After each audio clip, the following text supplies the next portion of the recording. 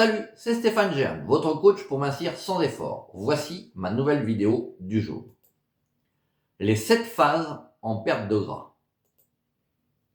La motivation initiale, c'est le moment où tu décides de prendre en main ta santé.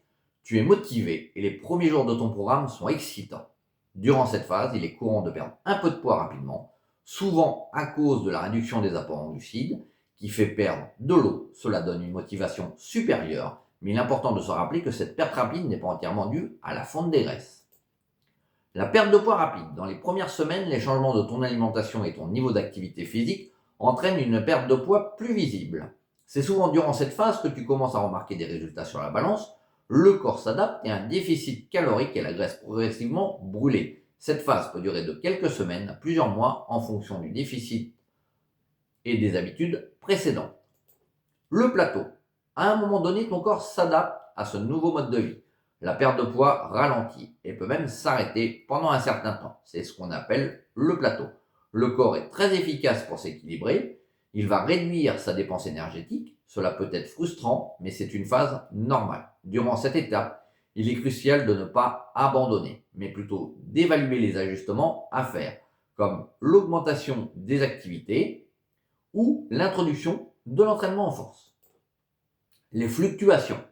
Parfois, tu pourrais observer des fluctuations soudaines de ton poids, notamment en raison de la rétention d'eau, des variations hormonales, surtout pour les femmes, et d'une augmentation des glucides ou du sel dans ton alimentation. Ces fluctuations sont normales et ne reflètent pas une vraie prise de gras. Durant cette phase, il est important de se concentrer sur les habitudes plutôt que sur la balance, car des changements temporaires sont éphémères. Perte plus lente. À mesure que tu approches de ton objectif, la perte de poids devient plus lente. Les derniers kilos peuvent être plus difficiles à perdre car le corps veut se préserver. Cela peut nécessiter des ajustements plus précis dans ton apport calorique ou ton programme d'entraînement. C'est aussi un moment critique où l'importance de la patience et de la cohérence est essentielle pour maintenir les progrès. La stabilisation, le maintien. Une fois que tu as atteint ton poids cible, il est important de stabiliser. Le maintien est souvent la partie la plus négligée, mais aussi la plus cruciale pour éviter l'effet yo-yo.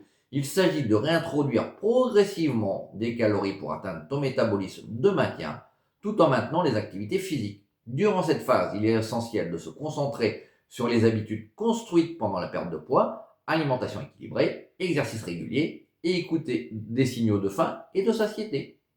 Les adaptations métaboliques. Quand tu perds du poids, ton métabolisme ralentit, car il y a moins de masse corporelle à soutenir.